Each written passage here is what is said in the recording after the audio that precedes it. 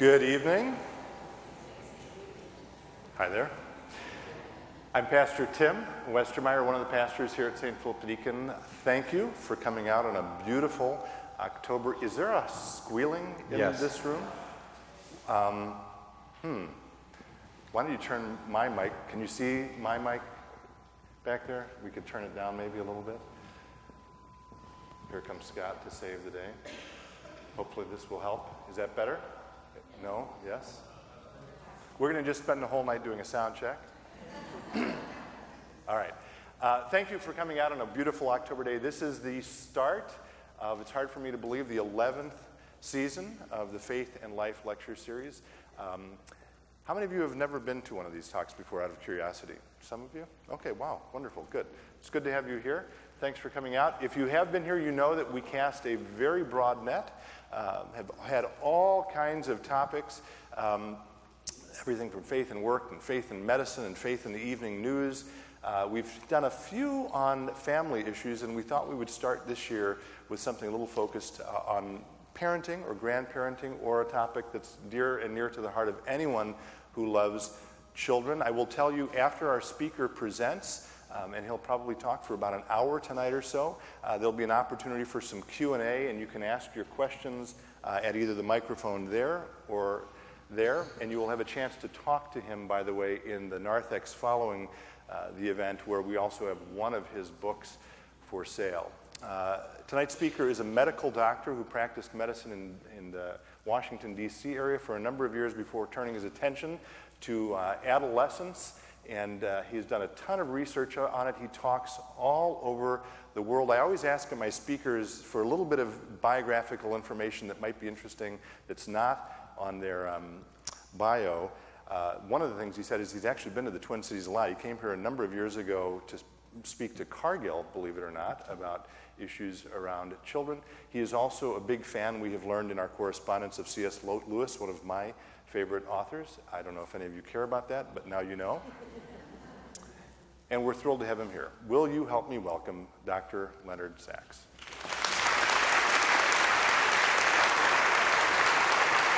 Thank you. Thank you.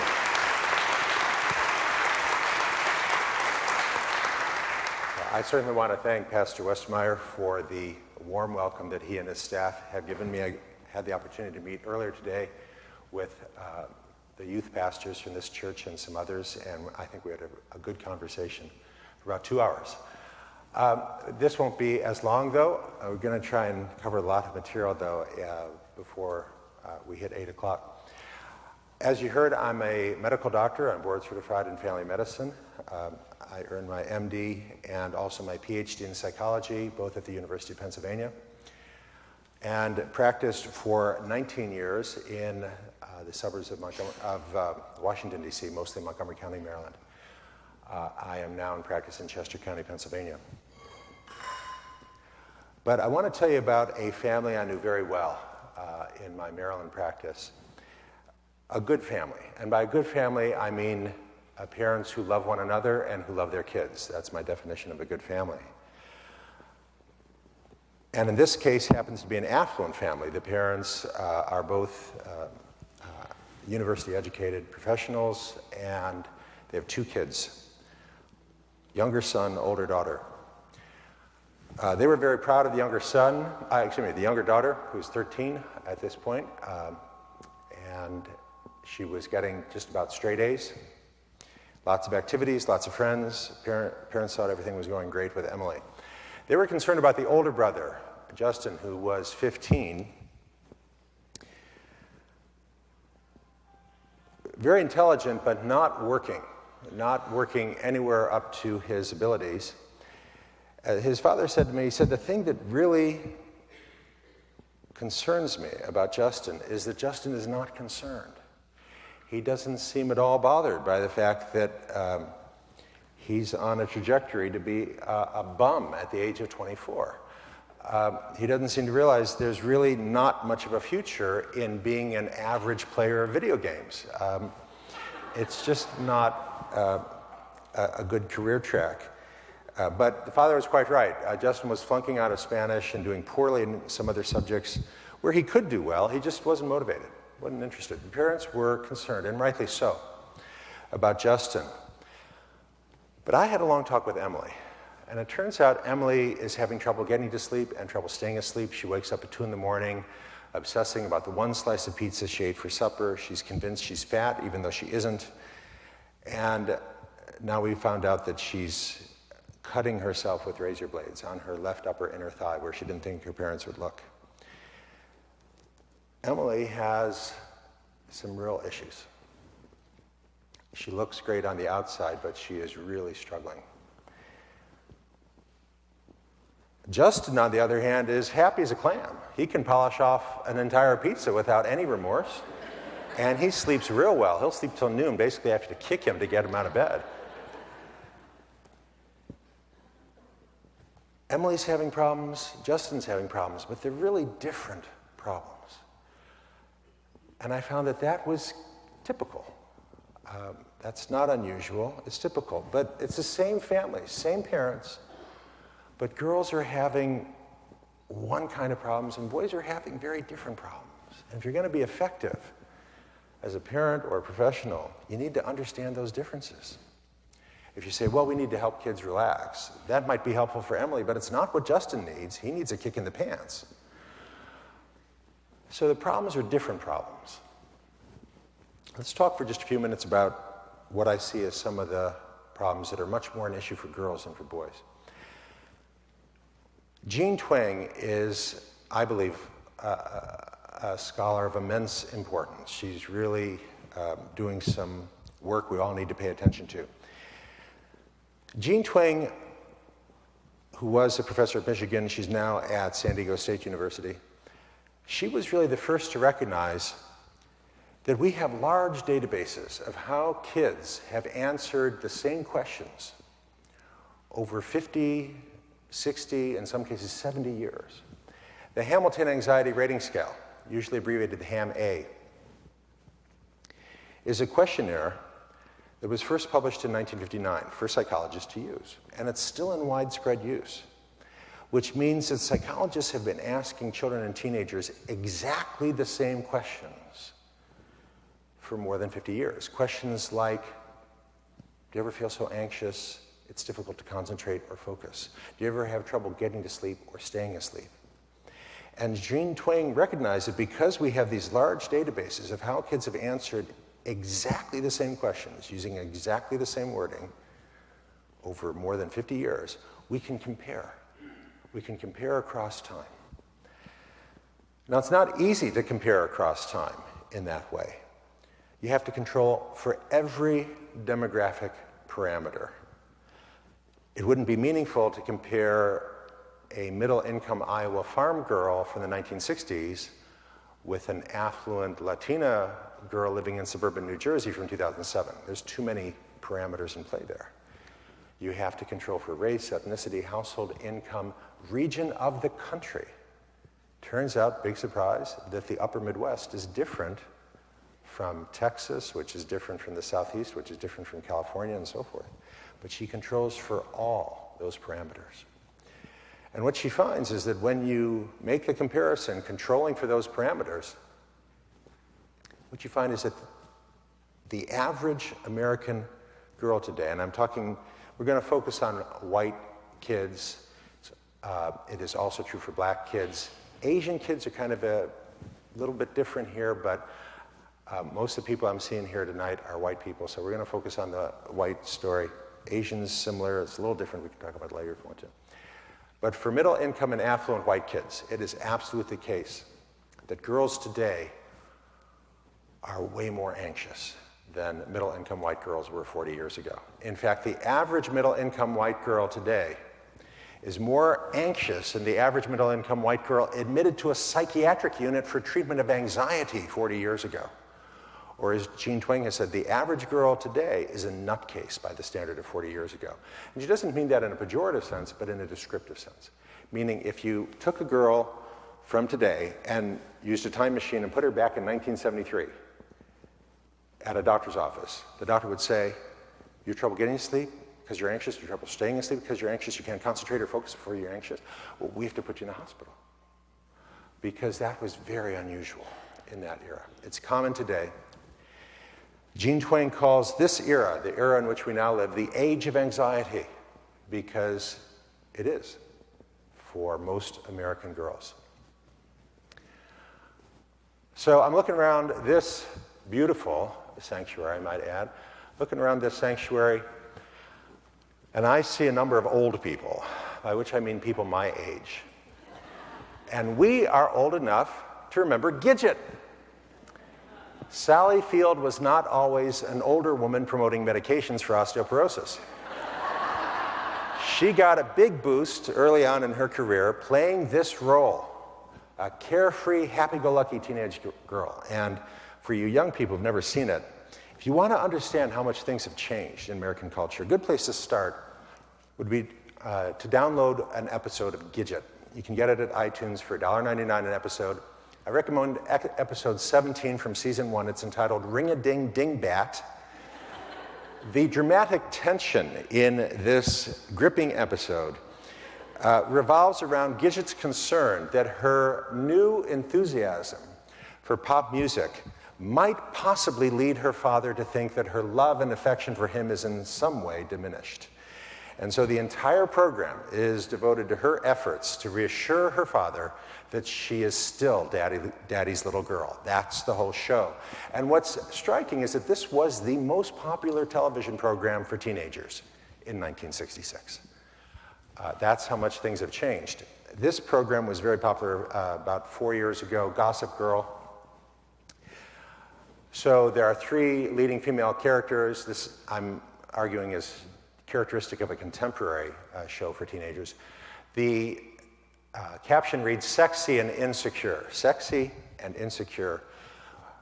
Those words really apply to all 3 of the leading female characters. They're all sexy and they're all insecure. Gidget, with all due respect, was not sexy, and she was not insecure. But these girls are. They're anxious, they're obsessed about 20 different things, they have trouble getting to sleep, trouble staying asleep. That show's run its course, and now we have HBO's Girls, which some of you may have seen. A different cast and a different story, but pretty much the same girls now in their 20s. Still anxious, still obsessed, still struggling with all different kinds of weird relationships, not sure what they want out of life. This is the new norm.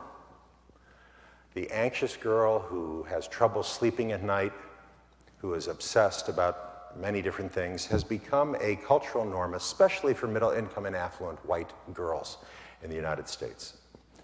Why? That's the question I try to answer in my 3rd book, Girls on the Edge. And I'm going to give you a bit of that answer this evening. But before we get into that, I have to rush to the disclaimer. I've just said that girls today are much more likely, American girls today are much more likely, at least 400% more likely, to be clinically anxious or depressed compared with girls from the same demographic 40 years ago. That is a true statement. But if I don't rush to the disclaimer, I find some people think I'm saying that 40 years ago were the good old days, or 50 years ago were the good old days. I'm not saying that. For girls, there are no good old days. Every era in Western civilization has been sexist. By Western civilization, I mean the civilization we trace to the Greeks and the Romans. By sexist, I mean that every era has valued the interests and achievements of boys and men above the interests and achievements of girls and women. And I think it's worth one slide to recall that 50 years ago, in many states in this country, a married woman could not rent a car, sign for a loan, or start a business without her husband's permission as a matter of law. And I find many people under 30 don't even know this. They apparently don't teach it in school. I think they should. I'm not talking about Saudi Arabia here. I'm talking about the United States. 50 years ago, if a young woman thought about her future out loud, she would have been encouraged to think of herself as a wife and mother first and having a career second, if at all. And that's not true today, and that's a good thing. I think anyone who cherishes human liberty has to celebrate the fact that girls today have choices. They know that they can have the same choices as their brother, that they too can be combat infantry as of this year, if they want to be. They can be surgeons if they want to be. Those options are not closed to them solely on account of being female, as they were closed in the past. And that's a good thing. But I find that many people don't recognize that girls today are facing new challenges, some of which are without precedent. And now I'm referring to texting, Instagram, Facebook, social media. 10 years ago, Facebook, Instagram, Twitter did not exist. It's hard to recall, but the first iPhone was only launched in 2007. Today, when I meet with girls, as I met with yesterday with 4th and 5th grade girls in Atlanta and 6th, 7th, and 8th grade girls in Atlanta the day before, and I've met with students all across the Twin Cities area and all across Minnesota, from Grand Marais on the north shore of Lake Superior, down to Duluth, down to Rochester, and west to Wilmer. More than half the girls are on Instagram, or Twitter, or YouTube. Facebook's not so popular with kids in that age group anymore, and, nor is it with 6th, 7th, or 8th graders. It was big a few years back, but it's not anymore. Why? Because you're on it, that's why. It's not cool to be on Facebook now that the grown-ups are on Facebook. But those are the girls. The majority of the boys are less engaged in social media. They are busy firing photon torpedoes at the enemy, or playing Grand Theft Auto, Call of Duty, or Halo. All right, so social media. You can tell from my tone of voice, I think it's a problem, especially for girls. Well, why? To understand why social media are, in fact, a serious problem and a real challenge for many girls, I think it's helpful to contrast a girl living today with a girl living in ancient times, by which I mean 1993, 20 years ago. So let's contrast a girl living today with a girl living in 1993. A girl living in 1993, let's imagine it's the evening, she's sitting in her bedroom, she's writing in her diary, by which I mean she's writing with a pen, in a bound volume of blank pages made out of dead trees. She's writing about who she likes, who she doesn't like, why she doesn't like them, the kind of girl she really does like, the kind of woman she hopes to become. She might write 5 pages in an evening. She's not going to show that to anybody. If she has a younger brother, she might keep it under lock and key. But she's doing some very important work. She's figuring out, who am I? Who do I want to become? What do I want? The great American psychologist, Dr. Abraham Maslow, said that figuring out what you really want is not trivial. He said many adults never achieve it. As you know, I'm a physician, and I know many physicians who are miserable. They're earning $500,000 a year, and they enjoy the prestige that comes with being a successful physician. But if you're working 70 hours a week at a job you don't enjoy, you're a slave. They never did the work that this girl in her with her diary is doing. They never thought, is this what I really want to do? They just figured, well, you know, make a lot of money, people respect you, that's enough, isn't it? No, it's not. If it's not what you're meant to do, it's not the right choice. So she's doing some very important work in that diary. Now, when I meet with students, as I did yesterday and the day before in Atlanta, and as I will do next week in California and the week after that in Nova Scotia, when I meet with students, I ask them, who here has a diary? And when I meet with the students, I define a diary very broadly as anything that you write in from time to time. It doesn't have to be a bound volume of blank pages. It might just be a file on your laptop or your iPad. Who here writes in a diary, at least occasionally? Who here, I ask, has Instagram feed, Twitter? Who uploads things on Facebook or YouTube? For those questions, most of the hands go up. But when I ask who here has a diary, maybe 1 or 2 out of 20 or 30. The social media have crowded out the diary. There's not time enough for both. And that's a concern because it's a different activity.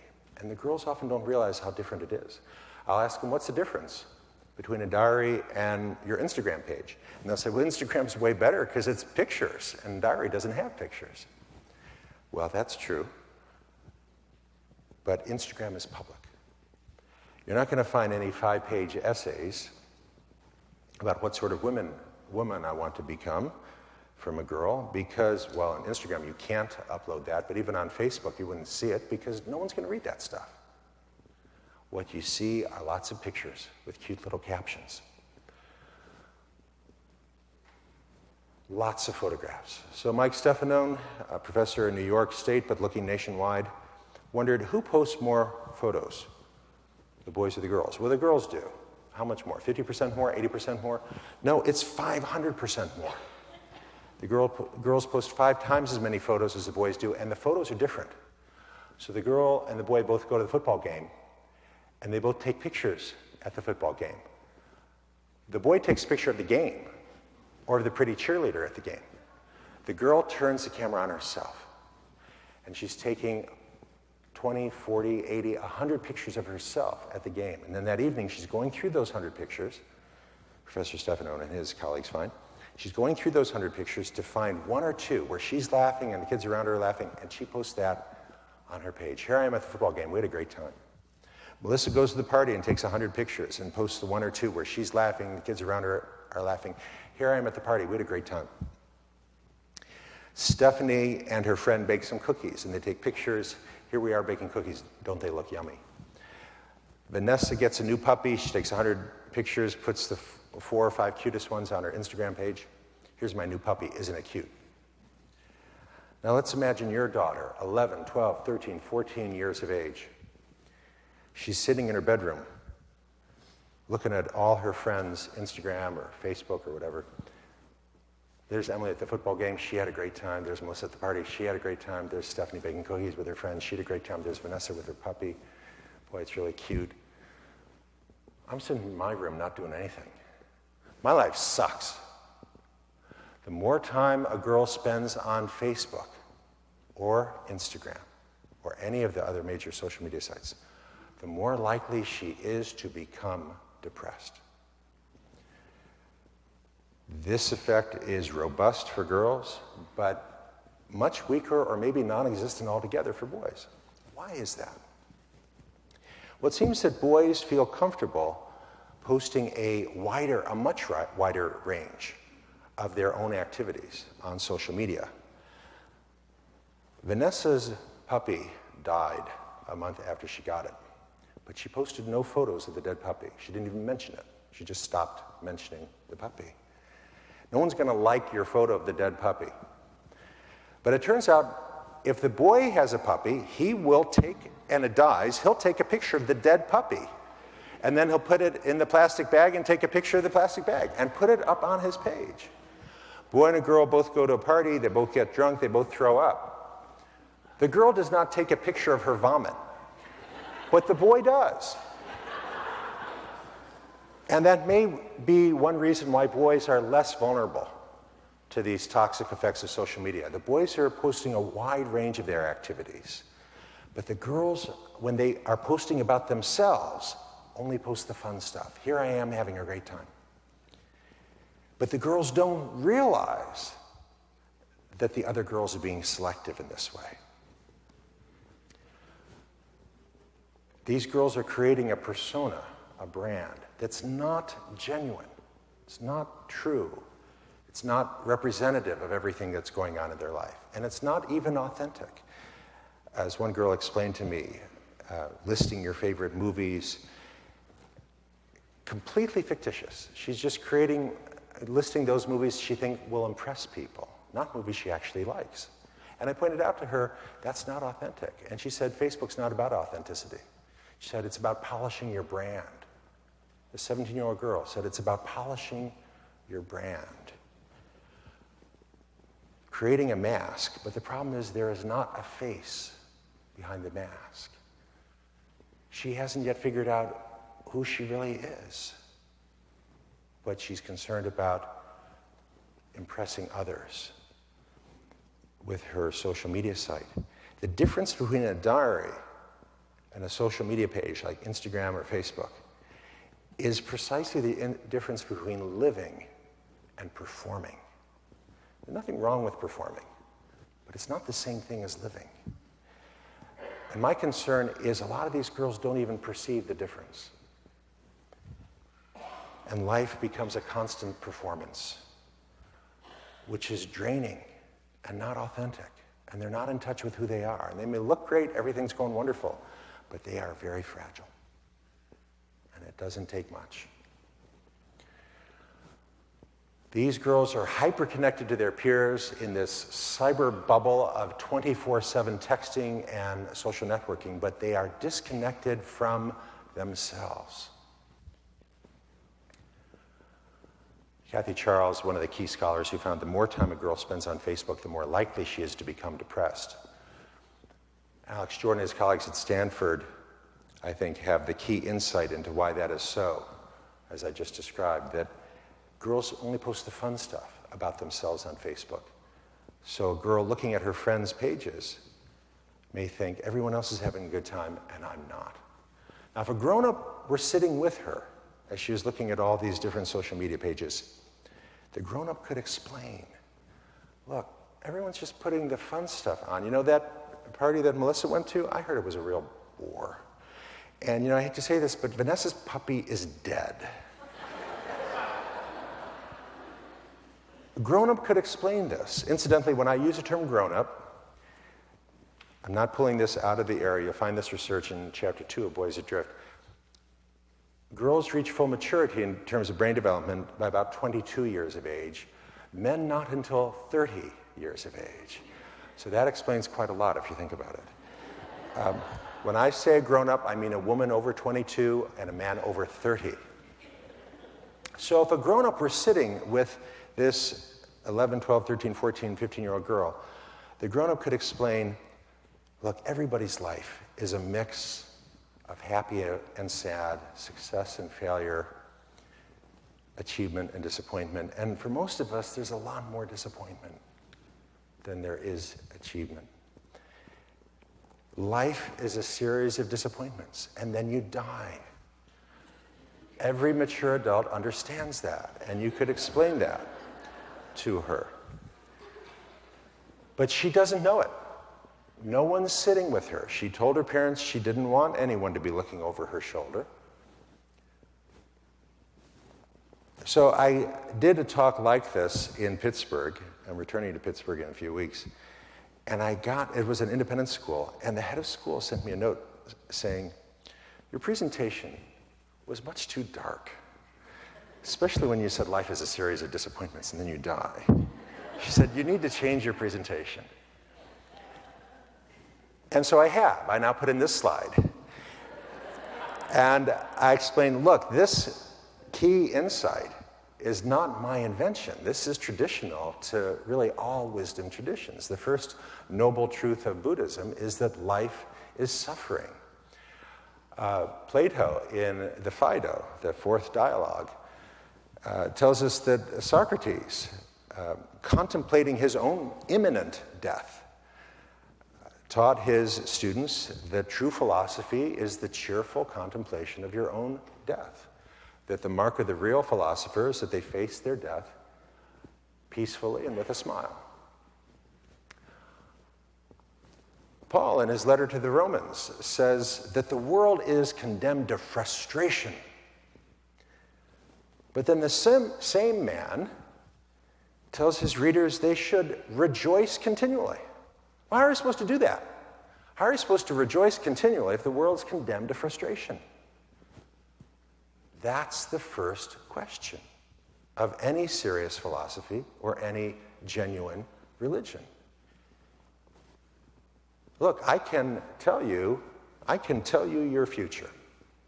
You will be disappointed. Loved ones will die, and then you will die. The end. That's the story of your life. In view of that fact, and it is a fact, how can you live cheerfully? How can you follow Paul's advice to rejoice continually? That's the first question on the road to being a mature adult. My concern about social media is that it is not only not helping girls to become mature, it's pointing them in the wrong direction by creating this fictitious world where everyone else is having a great time and I'm not. It's not what kids need. If teenagers have not grappled with these questions, which is best done in a quiet bedroom, late at night with the lights out. That's when teenagers used to think about such things. But if they have not grappled with those questions, they are being set up for the great disappointment. The great disappointment is a phrase I take from a book written by the poet Robert Bly, now 86 years old and living just a few miles from here, I am told. And his colleague, Marion Woodman. So a old man, Robert Bly, joined with a older woman, Marion Woodman, psychotherapist, to write a book about how girls become women and how boys become men, and what that means, the maiden king.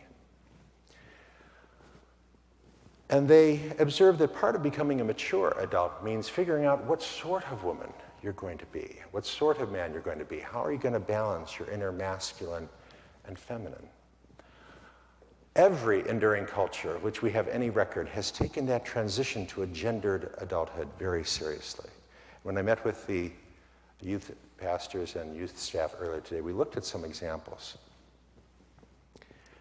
Kids don't want to be adults. Girls want to be women, and boys want to be men. What does that mean? American parents no longer know what to say. We ignore that. And the result, as Robert Bly and Marion Woodman say, is that girls and boys look to the marketplace, where they adopt the ready-made feminine and the ready-made masculine, which, as Bly and Woodman observe, are caricatures. But the kids have no way of knowing they're caricatures because they have received no instruction. The caricatures online and in the movies are merely about sexuality. But there's much more to being feminine or masculine than sexuality. So Bly and Woodman go on to observe that when a child is 11, 12, 13, 14, 15 years of age, it's very characteristic to find kids in that age group, both girls and boys, who have this certainty that something marvelous is about to happen. That's their phrase. Something marvelous is about to happen. I'm going to be famous. You're going to see my picture on the cover of the magazine. You're going to see me on TV.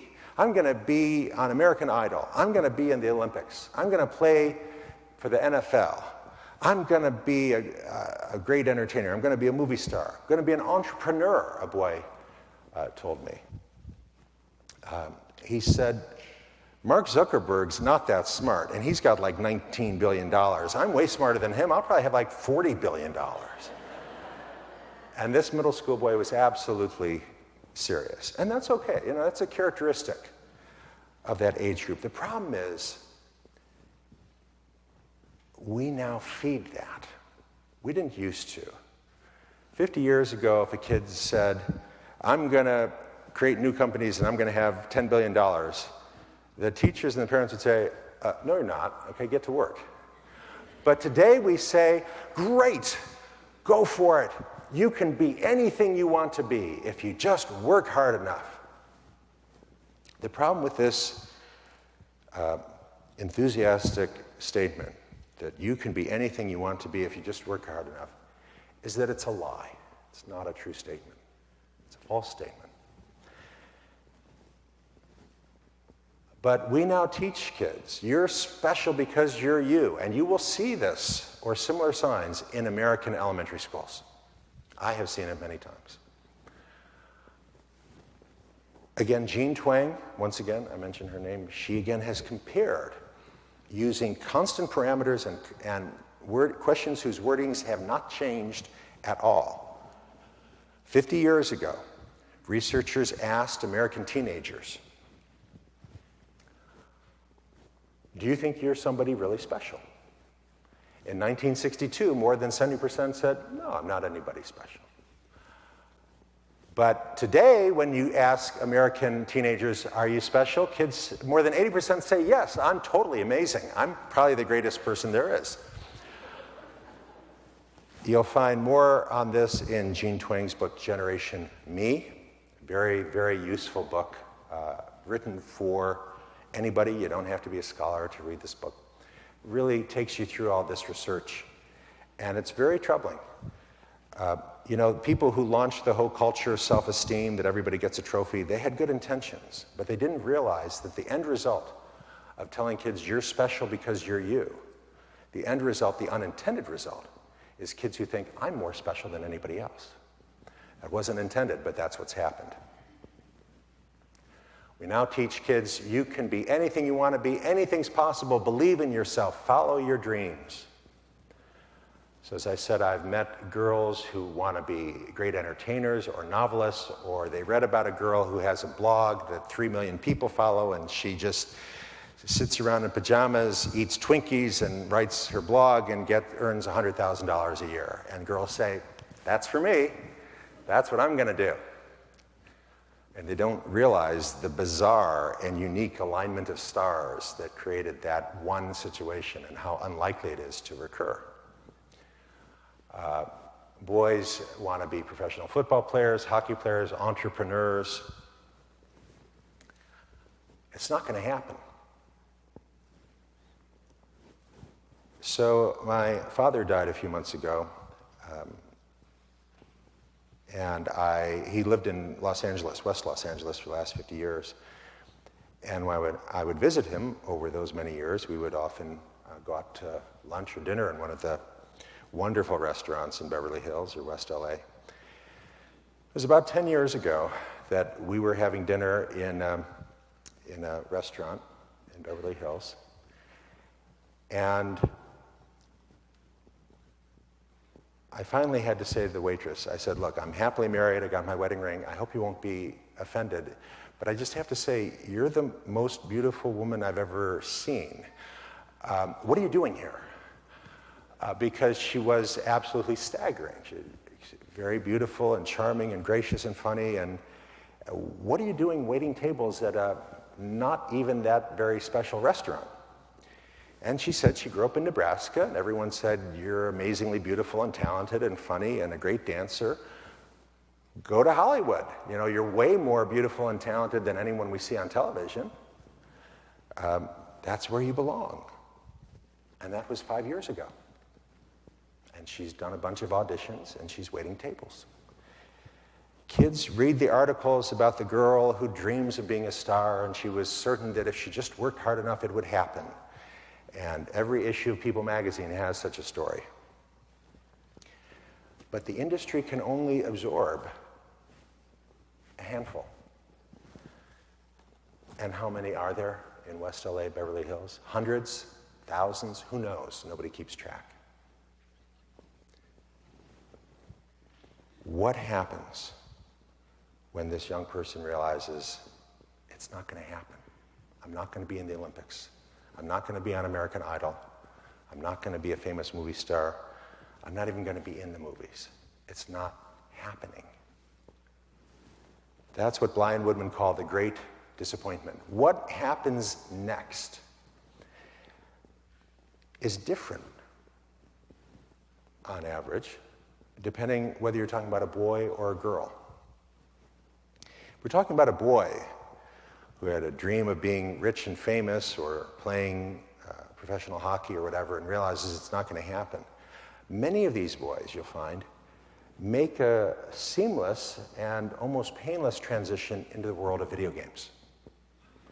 And this boy takes great satisfaction in being a guild master in World of Warcraft, completing all the missions in Halo or Call of Duty or Grand Theft Auto, and raises his status in the eyes of other boys like him. And I've met many boys who seem quite content with that. But very few girls take real satisfaction in firing photon torpedoes at imaginary enemies. For many girls, the next step is a collapse. or a very abrupt transition into obsessions with fitness or sports or grades or anorexia of the soul, which I don't have time to go into, but I explore that idea at great length in chapter 3 of Girls on the Edge. So Ashley was an amazing athlete. And in my little town in Montgomery County, Maryland, when she was in 10th grade, scouts were coming from various NCAA Division I programs saying, look, we're not allowed to talk to you yet. We just want to give your parents a brochure. I want you to be thinking about it. We'd love to give you a full ride, full scholarship to play soccer at our college. Because she was amazing in terms of speed, agility, and accuracy as a striker. She was amazing. Until she wasn't. One day she planted her foot wrong, felt a pop, fell to the ground. Complete rupture of the anterior cruciate ligament. And the surgeon, explaining what they were going to do, harvest cadaver ligament and attempt to reconstruction, going to be a long process of rehab. She said, all right, you just have to promise me that if I work incredibly hard, I'll get back to where I was. And he said, surgeons don't make promises. He said, look, I'm hopeful you'll be able to walk, but your parents are signing a consent form saying that you may lose your leg. And that happens. I'm not making any promises. And the likelihood that you will ever regain what you had before, look, we're taking ligament from an old dead person and sewing it in your knee. What's the likelihood that that ligament will ever have the suppleness of your native ligament? I would say it's 0. And he left the room. I've met many people over the years who are physicians who should not be physicians. Because I think the first requirement of being a good physician is that you really care about your fellow human being. And unfortunately, there are physicians who don't. And it seems like a disproportionate number of them end up as surgeons. So this man's bedside manner left a lot to be desired. Well, look, that would have been tough for anyone to hear. But in this girl's case, it precipitated a complete existential collapse. She thought she had a lot of friends. They were all the girls on her various travel teams. And they stopped coming by because it was like pouring salt on the wound to talk about soccer when no one knew if this girl was ever going to play. She thought she knew who she was. She was the great soccer player. But now she's not the great soccer player. So who is she? She looks in the mirror and she has no idea who this kid is. This pathetic invalid looking back at her. And she collapsed into a near catatonic and drug-resistant depression.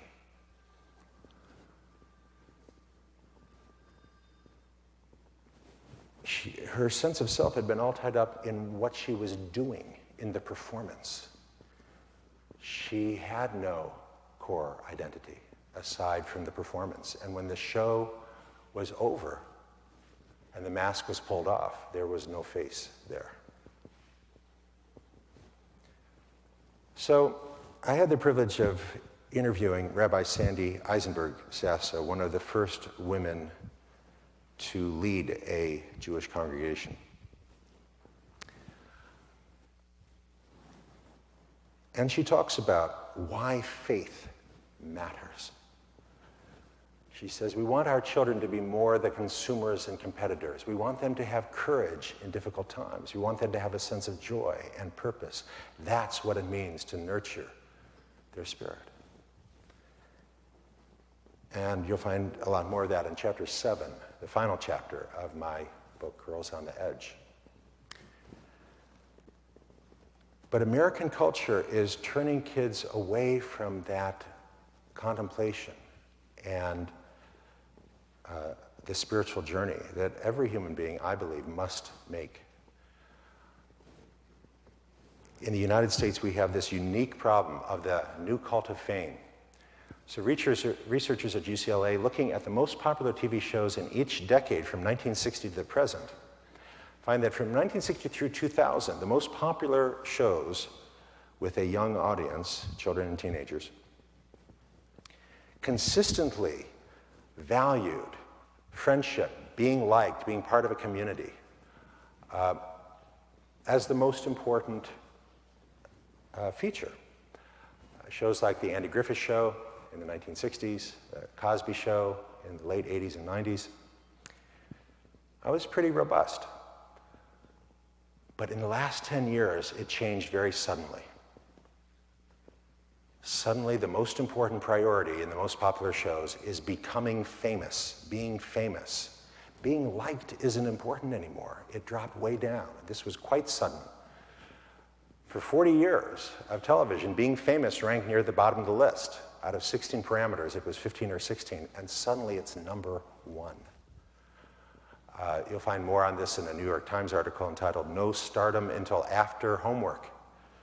So when they were doing this study, American Idol was the most popular show for American teenagers, which is not about being liked. It's about winning, beating the other guys, and being famous. Rebecca Black is illustrative.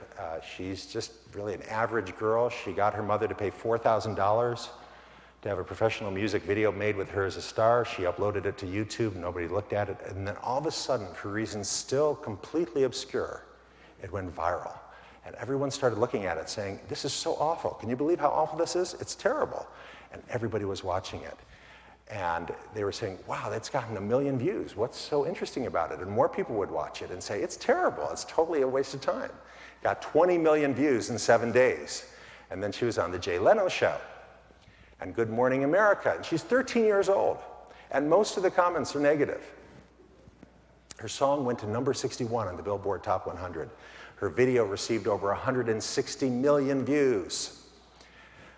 And she decided she had to launch her career. So she dropped out of school and to become homeschooled, but her parents are full-time veterinarians and they're not staying home. So homeschooled means she's sitting in front of a computer. And she's still there. And nothing has happened in her career. She hasn't gotten a record deal. Both of her parents worked as veterinarians. So that's Rebecca Black. And you may not have heard her name, but I can tell you of many, many American girls who say, I'm prettier than she is. I'm more talented than she is. Mom, I need $4,000 to make a video. And the girls think, I'm prettier than she is. I'm a better singer. I'm more talented. And she got to be on Jay Leno, and I'm probably going to be incredibly famous.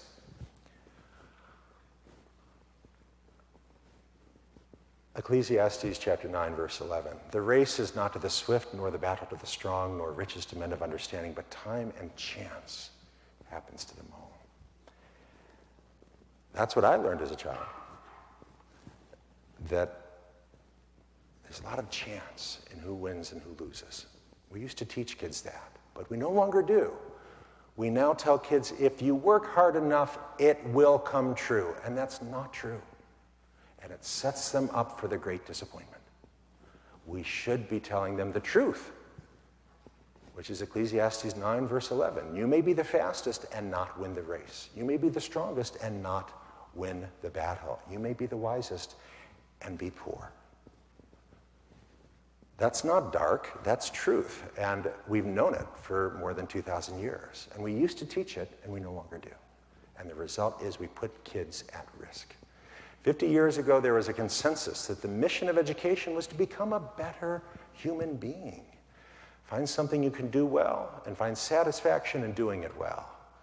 Be a good friend or a good mother or a good father. That was sufficient. Not anymore. Now you find that kids feel if they're not famous, their life is without meaning. Whoa. There's something existential about that. I'm not sure what it is.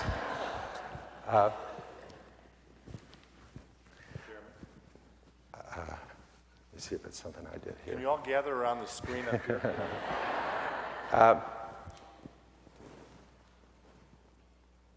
The search for an authentic sense of self without guidance from the grown-ups is likely to fail.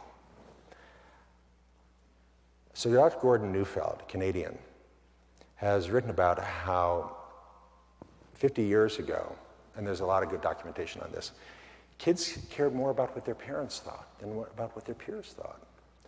But today that is not the case. Let's see what I can do here. Let's see See if that helps. Yeah. So the attitude of the modern American teenager, nicely summarized in this best-selling parenting book: get out of my life, but first would you drive me and Cheryl to the mall? American kids today value the opinion of peers way above the opinion of parents. That is something new. That was not historically part of American culture. So Dr. Neufeld observes how toxic that can be. That one example from my own practice is not his example. Parents were planning a weekend ski vacation, but their daughter, 12 years old, said, well, I don't want to go skiing. I'll just spend the weekend with my best friend. And her mom said, well, I'm glad she's so independent. She's not independent. She's not independent. She's merely transferred her dependent and need for attachment from her parents to her peer much earlier than she should have done. And why is that dangerous? Look, most cultures of which you have any record have been characterized by strong attachments across generations. Children and teenagers have been oriented toward the adult community, but today kids are oriented toward the marketplace and attached to peers instead of their parents. Why is that a problem? Good parents offer unconditional attachment and affection, but peers cannot and do not. Good parents sacrifice for their kids, but same-age peers cannot and do not sacrifice for other same-age peers. It's not in their job description. Good parents, even an average parent, is a saint compared to a same-age peer. As Dr. Neufeld says, it's part of the task of parenting to be taken for granted. My daughter can say to me, I hate you, I never want to talk to you ever again as long as I live. She's 7 years old. And she knows it's not going to change anything in our relationship. I'm not going to stop loving her. She might lose some privileges because of her outburst, but the bedrock of our relationship is unchanged, and she knows that. But if she were to say the same words to a friend, I hate you and I never want to talk to you again as long as I live, that could end the friendship. Friendships between same-age peers are contingent and ephemeral, and they both know it. They both know that one wrong word could end the friendship. And so girls are anxious. They've got to check their phone every 5 minutes, because if Emily sent Melissa a text and Melissa doesn't answer it promptly, Emily might think Melissa doesn't like her anymore. That's one factor driving this explosion in anxiety among girls, especially in the last decade. What can you do about it? Final minutes. We need to restore those bonds across generations. And it has to begin with the family. As I said to the youth workers earlier today, it's not confined to the family, but it must begin with the family. And that means you've got to fight for supper with your kids. No mobile devices allowed at the table. And Dad, that includes you. Here there's an interesting generational difference. Among teenagers, girls are much more likely than boys are to bring their phone to the table and be checking for messages at the dinner table. But among adults, it's the dad who's more likely than mom to bring his, used to be a BlackBerry, now it's an iPhone, to the table, and he's checking email. Don't do that. Put the device away and talk to your kids. So just 30 years ago, about 2/3 of teenagers, 15, 16, 17 years of age, answered yes to the question, have you had a meal at home with a parent in the last 24 hours? In just 13 years' time, that proportion went from 2/3 to 1/3. A really astonishing change in 13 years, and the latest data suggests that trend line's continuing, that we're now down to less than 30%. The majority of teenagers now say that in the last 24 hours they have not had even one meal at home with a parent. When you're with your child, turn off your phone and make eye contact. Introduce your daughter or son to your friends. Choose vacations that bridge generations, and that means outdoors. Choose outdoor vacations. Call up the lodge and say, hey, do you folks have good wireless coverage for the internet at your lodge? You do? Okay, sorry, we're going to go somewhere that doesn't. You need an unplugged vacation. Just Google unplugged vacations, as I did, unplugged vacations Minnesota this afternoon. And look at the wireless coverage. Okay, here we are in Plymouth, Minnesota. This is the Verizon map. Red is coverage. Okay, you don't want red. You want white. So you're going to head north. So in preparing for this talk, I Googled Unplugged Vacations Minnesota. And this is the big hit near International Falls. And it looks great. I've never been there. It's about 5 hours drive north to Duluth, and then the trip really begins. Looks like a lot of fun. They've got a lot of water things to do. And for all levels of canoers, including beginners who've never been in a canoe, things you can do with the family. And yeah, the canoe might tip over. That's part of the fun. This is what family is about. It's not about girls texting other girls on vacation. So when you go on the ski vacation and your daughter asks if she can bring her best friend along, the answer is no, she can't. Because if she does, it's going to be her and her friend going up on the chairlift. And the point of the vacation is for you, the parent, and her to be on the chairlift. That's a great opportunity for her to talk and you to listen.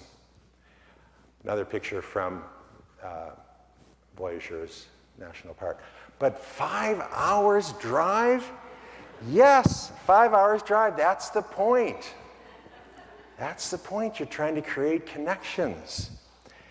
A long drive is great. The first hour can be tough because your daughter's going to be annoyed that you took away her phone and that you're going somewhere with no wireless access, and she's going to be cut off from civilization and stranded with you.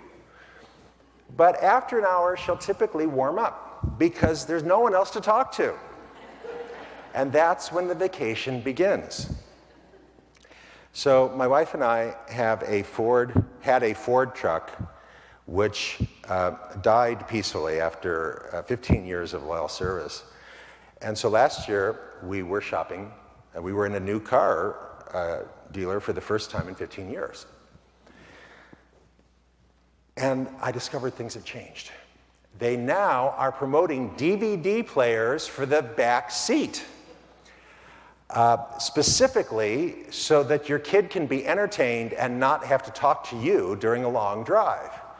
So the simpler models have one DVD, but others have built-in headsets, okay? So isn't this wonderful? Mom is looking back at her two kids and smiling. Isn't this great? We can drive for hours and I never have to talk to my kids at all.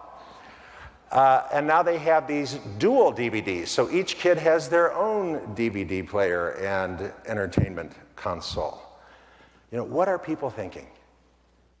This is not what vacations are for. Don't put a DVD player, don't bring a DVD player in the car. The point of the trip is to reestablish those connections. And God gave us boredom so that kids would talk to you. Final slide. We have to teach kids to celebrate the ordinary, the miracle, the mystery of life in the silence in bedtime without a mobile device. We have to teach kids to value relationships above fame or wealth. We used to do that, and by we I mean Americans. We used to do a good job of that. We no longer do. There's a lot of data on that. That's where I think we've gone astray. So anyhow, here is my contact information. Second book, Boys Adrift. Third book, Girls on the Edge. That's the email address, mcrcad@verizon.net. Or you can just go to leonardsachs.com, which has all my contact information. And now we can have questions, right? After that, everyone applauds for you. Okay. Thank you.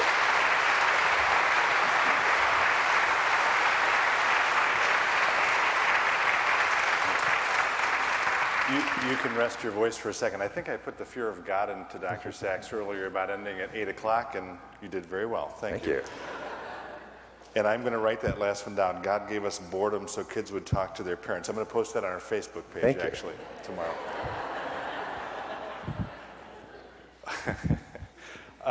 Just a couple of announcements. Thank you all again for being here tonight. Scott, are you in the sound room still, Scott? I assume you're back there. If you could show yourself. Could you just turn on number 5 and number 7 out here on the soundboard for the questions? While Scott's doing that, I always like to plug our next event. We've got another wonderful lineup of speakers this year. The next talk is with Bob Goff, who wrote the book Love Does. He'll be with us November 14th. If you would like to get emails about upcoming events, you can give us your email address either on this green sheet, or you can go to faithandlife.org and sign up for emails there. And yes, despite the downside of social media, Faith and Life is also on Facebook.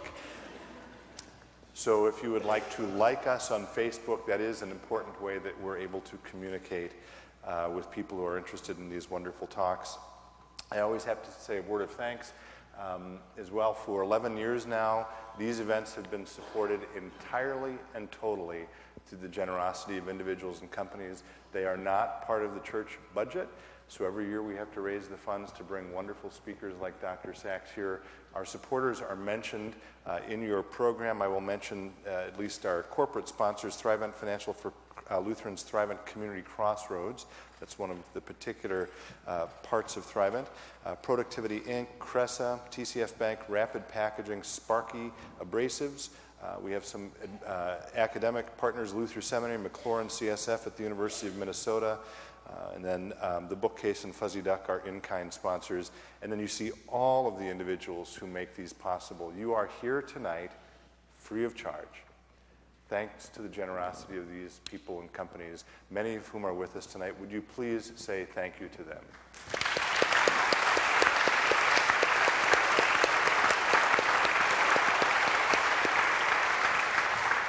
All right, so we've got some time for some questions. I think, with your permission, I may even turn the lights up so that I hope I don't wake you all up, but I'm going to go do that. And again, there's a microphone here and on the other aisle over there. Hopefully I'll get to a question here pretty soon. One thing, I've got two little girls in sports, and I noticed parents are becoming more obsessive too, and it doesn't seem like we respect seasons anymore. Year-round soccer, year-round hockey, and there's peer pressure between parents of like, well, you better sign your girl up for winter soccer or summer hockey because they might miss out and then not make the next team. Is that something you see about parents obsessing too? Yes, so it's a really good point, and it is if you'll forgive me, I read evaluations when I do these, when people turn them in, and sometimes they say, I wish Dr. Sachs would stop plugging his book so much. It is the whole focus of Chapter 6 of Girls on the Edge. The final 3 chapters of Girls on the Edge are mind, body, and spirit.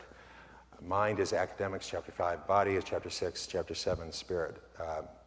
Basically religion and spiritual formation. But Chapter 6, body, begins exactly with your question. 30 years ago, we didn't have soccer leagues for 8-year-old girls. Now we do. And a lot of parents, especially white parents in middle-income and affluent communities, feel like, well, I got to get her started early or she's going to miss out. There's now a great deal of research on this topic. Do girls do better in soccer if they start at 8 years of age or at 14 years of age? The answer, without equivocation, is 14 years of age. There is no dispute in the literature on that point, and the evidence is overwhelming. Twice, the American Academy of Pediatrics has issued white papers, which is its highest level of consensus, saying kids should not start serious competitive play before the end of puberty, and they should not play the same sport all year round. We have overwhelming evidence that kids who play the same sport all year round are at much greater risk of career-ending injury and are much more likely to burn out. And there's no dispute in the scholarship. But the message is not getting out because parents are freaking one another out. How do we know what to do as parents? How do we decide what we should do every day as a parent? Well, we think back to our own childhood, and if our parents did it right, we try to do what they did. If our parents didn't, then we try to do things differently. That's one way. But in this case, there is no analogy from our childhood. We can't think back to travel teams and year-round teams for 9-year-olds because they didn't exist even 20 years ago. So our own childhood offers no guidance. So the second thing parents do is they look to their peers. They look to other parents. And you see all the other parents are doing it, so I better do it too. I don't want my daughter to miss out. And that was really a major motivation for writing that chapter of Girls on the Edge, to provide an accessible resource. It's not written in the legalese of the white papers. It just comes out and says, don't do it. All the experts say it's a really terrible idea, and here's why. Kids burn out. Kids need unstructured play. Kids need a mix of different kinds of play to develop in a healthy way. If they're doing the same thing, they will burn out, they will get injured, and what we're seeing right now in the United States is this precipitous drop in athletic participation among girls after 13 years of age. As soon as they go to high school, they all start dropping out. That didn't used to be the case, but it is now. And again, I hope you'll take a look at Chapter 6. I left copies with the pastor so you can borrow his. Right? Because it's really a bad thing. Let your kids insist that your kids do a wide range of activities. And as long as you raised it, and this might be my last chance, I want to say that the best sports for girls are field hockey, soccer, basketball. Those are the best sports, number one, because they have a lower risk of injury than what I'm just going to mention in a moment, and because the focus is on what you do and not how you look. The worst activity for your daughter is cheerleading and dance team, because in those sports, the focus is on how you look. Were you smiling when you did that stunt? Did your socks match? And the last thing American girls need is more focus on their appearance. Which sport, which after-school activity in the United States is most likely to result in catastrophic injury? Catastrophic injury defined as death or paralysis. And most Americans will say, well, football. Wrong. Cheerleading. By a wide margin. Per hours played, cheerleading is much more hazardous than a football. Again, old people my age are like, what do you mean? I thought the cheerleaders were just waving pom-poms. Well, they were 30 years ago. But cheerleading today means gymnastics without a mat. And they're throwing girls up in the air, and they're supposed to catch them. So imagine if you have a 100-pound projectile coming towards you, and it's wobbling. The gut reaction is to get out of the way, and that's what they do. And the girl lands on her head. And I describe, there's multiple cases. It's horrifying. Cheerleading in the United States is regulated as an activity, not as a sport. You don't have to, the teacher in charge of the chess team doesn't have to have any training in first aid or injury assessment, neither does the cheerleading coach. And it is absolutely insane.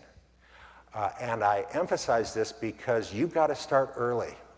And people say, well, you know, in 5-year-old and 6-year-old cheer and dance team, they don't do any stunts like that. Yeah, but she's forming her peer group. And girls want to do what their friends are doing. And if all her friends are going on, she wants to go on. Get her in with the kids doing soccer, field hockey, lacrosse, and stay away from cheerleading and dance team. That's defended in Chapter 6 of Girls on the Edge. Other comment, question?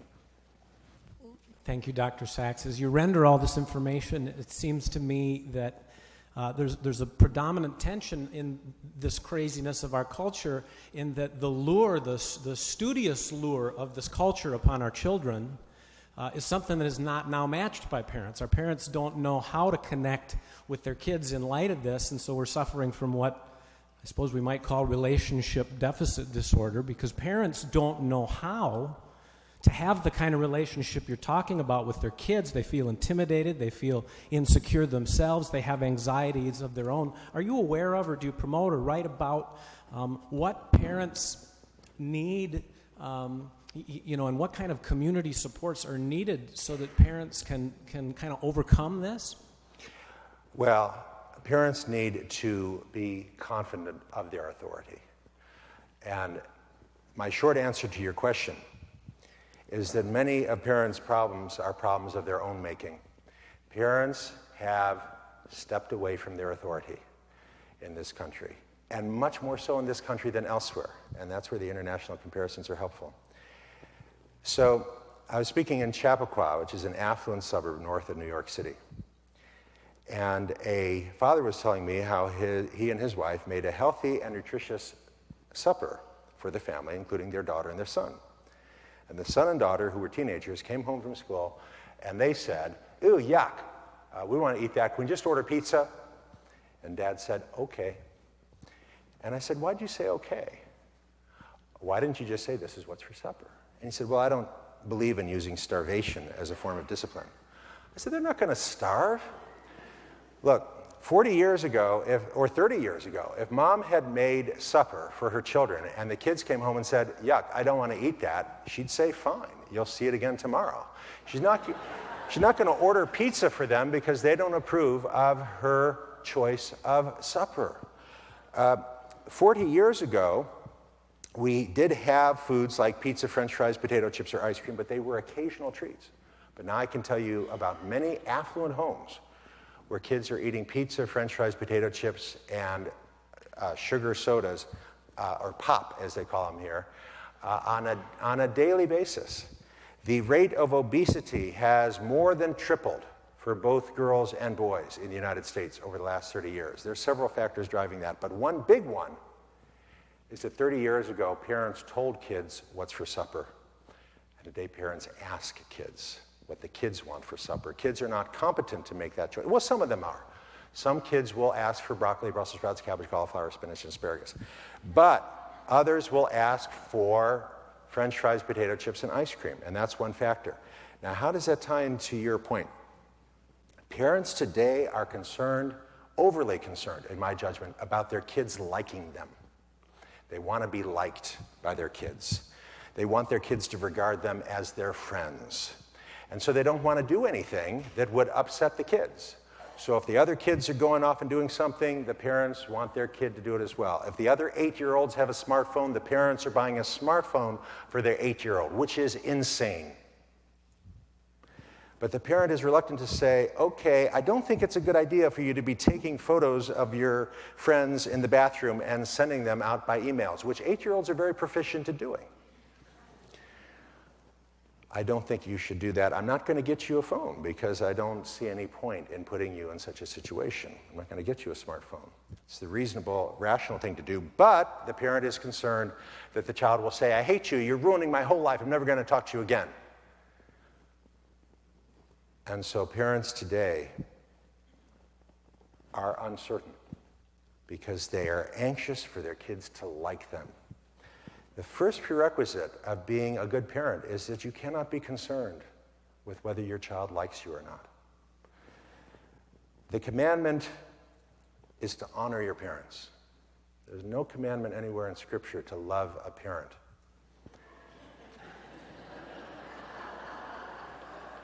Now, ironically, in my firsthand experience as a clinician and a veteran of 90,000 some office visits over the last 27 years, I have found that the families where the love between parent and child is strongest and most robust is in the parents who know how to be authoritative, who know how to assert their authority, and who tell their kids, as Beth Fayard, a woman I just interviewed for my 4th book, because I knew her from 20 years of medical practice.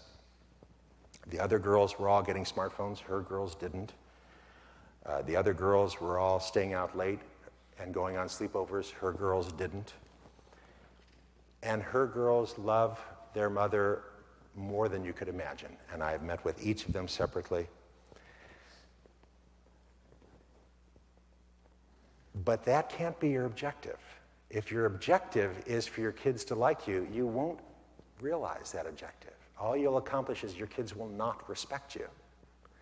If your objective is that your kids should be honest and trustworthy and value important things and not be concerned about possessions or appearances, then you may find that your kids love you with a love you can't imagine.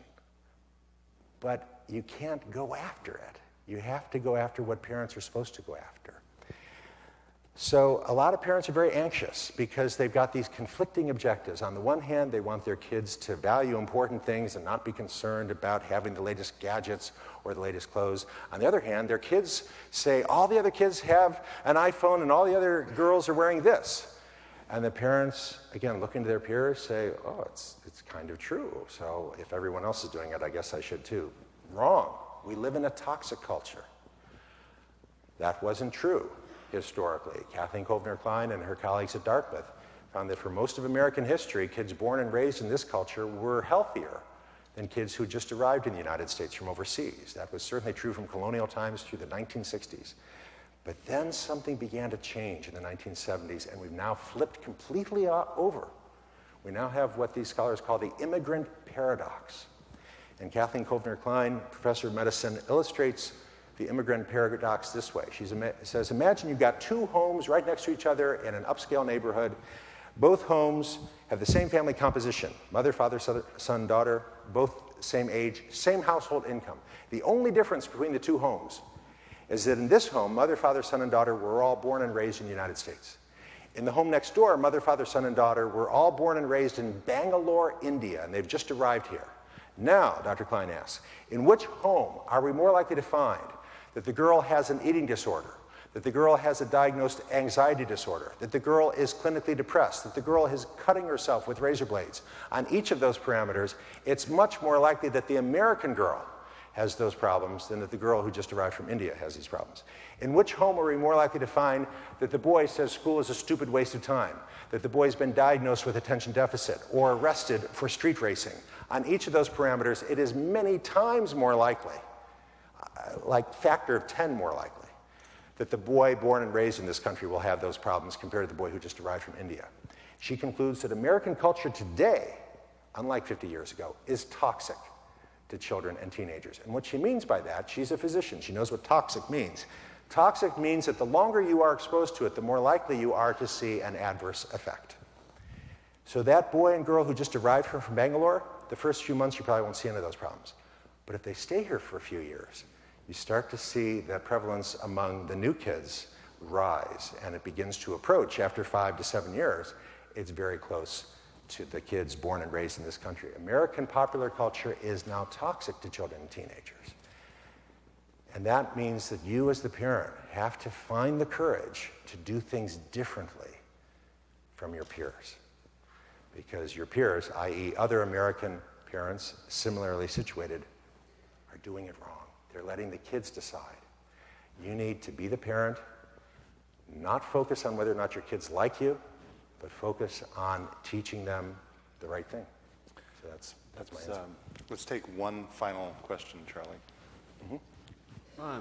In continuing the discussion on authority and parents, developing some authority in the home, I've as a single parent, I've got my youngest daughter, 17, senior in high school now, going off to college. And I know that there's different ways that kids can separate from their parents. Any advice to us parents that are watching their youngest kids leave, in terms of when do you have that authority? When do you let it go? Any thoughts on that would be helpful. Yeah, that's a really excellent question, and there's a lot of research and evidence that is relevant, because something very weird is going on right now that pertains to your question. It used to be that kids leaving home and going to college was a major milestone. And now they're away from home, and they might talk to their parents maybe once a week, maybe once a month, write them letters. But now we're seeing a growing proportion of kids, especially white kids from middle income and affluent neighborhoods, where they're texting their mom 6 times a day. They're incapable of living on their own. And this is the weird irony. Parents surrendered their authority partly in hopes that, well, kids need to make good choices, and so we'll let them decide, and then they'll be independent. But they're not. The kids today, many of them, are less independent, less able to thrive on their own. But it's really difficult for a parent to say, don't call me unless it's an emergency, or don't call me more than once a week. I don't know you and I don't know your daughter. And the right answer to that question would depend on knowing a lot about you and about your daughter. But I can tell you that in general, I can see you're a white person and you're in this part of the metropolitan area, which means you're probably not living on food stamps. So middle income and affluent white people, the error that they are most often making is that they don't cut the cord. They continue to check in on their kid daily, several times a day, and their kid continues to check in with them. And we're hearing all these crazy stories now of kids who are graduating from university and going to their job interview with their parents. This is happening, and it's mostly middle income and affluent white kids that it's happening to. So middle income and affluent white families, more than any other demographic, are really confused, are uncertain about how to help kids leave the home. And I have such admiration for my late mother, professor of pediatrics at Case Western, Dr. Janet Berman Sachs. I was the youngest of 3 boys, and we were over at a friend's house, and the mother of the other household said, "Oh, your baby's gonna go away to college. You must be so sad." And my mom raised her eyebrows and said, "Well, they do grow up, you know." And she was fine. So anyhow, we need to adjourn. I'm not going anywhere. My flight doesn't leave till tomorrow morning, so I'll hang around as late as anyone has questions. Before we head out, we always give our speakers a little gift. It's a granite plaque, which in your case says, "With thanks to Leonard Sachs for bringing faith to life." Thank you so much for being here. Thanks to all of you for coming. We'll see you next time. Thank you very much. Thank you. Beautiful. Just going.